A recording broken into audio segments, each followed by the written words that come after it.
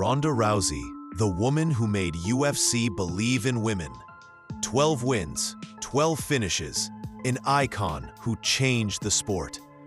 But one fight shattered her mind forever. She didn't just lose, she broke. Why did she disappear after being knocked out by Amanda Nunes?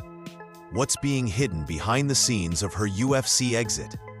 And how did a legend who earned $20 million end up trapped in her own mind?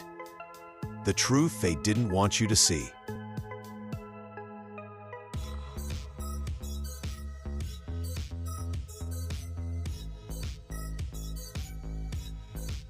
Until 2015, Ronda Rousey wasn't just a champion, she was a living legend. Her dominance in women's MMA seemed absolute. She finished fights so fast that fans joked, "Arrive 5 minutes late and you've missed the whole fight." Her signature armbars and chokes became legendary.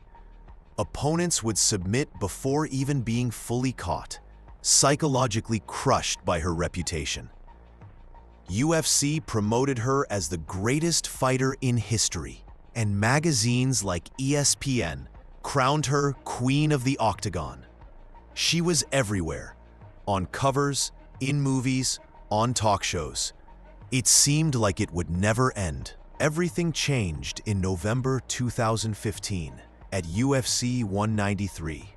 Holm, a former boxing champion whom everyone considered an underdog, did the impossible. In the second minute of the second round, she landed a perfect left hook to Rousey's jaw. That punch wasn't just a knockout, it was a symbol of the fall of an entire era. Ronda collapsed to the canvas, and with her, the myth of her invincibility crumbled. Later, in her documentary, she admitted that that night in the locker room, she thought about suicide for the first time. "I was crying and thinking, who am I now if not a champion?" she said.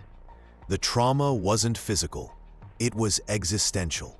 But the real end came a year later, in December 2016, when she faced Amanda Nunes. The fight lasted just 48 seconds, but Rousey experienced every second as if she were in hell. Nunes unleashed a storm of 27 strikes, most aimed at her head. Rousey didn't attempt a single attack or even defend herself. She stood against the cage, her eyes vacant, paralyzed by fear. When the referee stopped the fight, she didn't argue or protest. She simply turned and ran out of the octagon, tears streaming down her face. For the next 3 months, no one saw her. She turned off her phones, refused any contact, and reportedly didn't even leave her home in California. Her mother later said that the trauma killed the fighter in her forever. The mental trauma Ronda Rousey suffered ran far deeper and was far more dangerous than any physical injury. Specialists examining her case didn't just diagnose a concussion. They identified a complex web of interrelated issues. Post-traumatic stress developed alongside the brutal collapse of the invincible warrior persona she had created herself. Particularly alarming were the memory lapses that began haunting her after the fight with Nunes. There were moments when she couldn't remember not only individual moments of the fight, but also important events from her life. One of the most striking instances occurred while she was preparing for her final UFC contract. Lawyers sent her documents for signature, and a few days later discovered that Rousey had no memory of the moment. She insisted she had never seen the papers, even though her signature appeared clearly on every page. The roots of this tragedy ran deep into her relationship with coach Edmond Tarverdyan. For years, he had created an artificial reality around Ronda, portraying her as the immortal goddess of the octagon.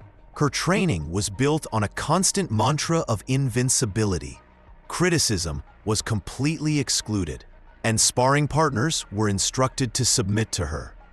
When this carefully constructed world collapsed under the blows of Holm and Nunes, Rousey's psyche couldn't withstand the harsh collision with reality.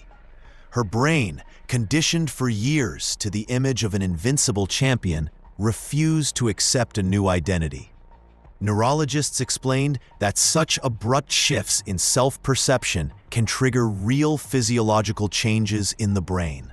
Her post-traumatic stress manifested not only in panic attacks and depression, but also in physical pain, which she described as a lifetime migraine. What hurt her most was the realization that years of training had been wasted. Tarverdyan had taught her only to attack, completely ignoring defense and footwork. When opponents exposed this vulnerability, Rousey had no tools to respond. This understanding became the heaviest blow of all. The realization that the person she trusted had, in effect, prepared her to lose. After the crushing defeat at the hands of Amanda Nunes, the UFC desperately tried to bring Ronda Rousey back, fully aware of her immense commercial value. Promoters offered her a fight against Chris Cyborg with a guaranteed $3 million payday, making it one of the highest-paid bouts in women's MMA history. Negotiations dragged on for months, but Rousey flatly refused. Her agent later revealed that even the mere discussion of returning to the octagon triggered panic attacks. She physically could not force herself back onto the canvas, where she had suffered the most humiliating defeat of her career. Instead, she chose a path that seemed less traumatic, transitioning to WWE, where matches are scripted and physical impacts are strictly controlled. On the surface, it appeared to be the perfect solution. Multi-million-dollar contracts, high-profile appearances, and the ability to stay in the spotlight without risking real injury. The first months seemed genuinely successful. Her debut at WrestleMania 34 drew massive TV ratings, and critics praised her natural charisma and on-camera presence.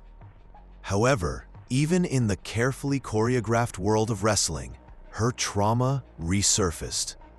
During preparations for a match at WrestleMania 35 in 2019, she took an accidental blow to the head from a colleague.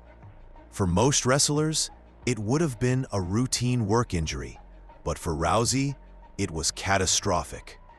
The symptoms returned with triple intensity: migraines, dizziness, insomnia, and sudden panic attacks. The most alarming episodes were dissociative moments, where during performances she would suddenly lose herself and could not recall the pre-rehearsed moves. The WWE medical staff faced a unique situation. Standard concussion treatment protocols proved ineffective because her condition was not caused by the injury itself, but by what it had triggered in her psyche.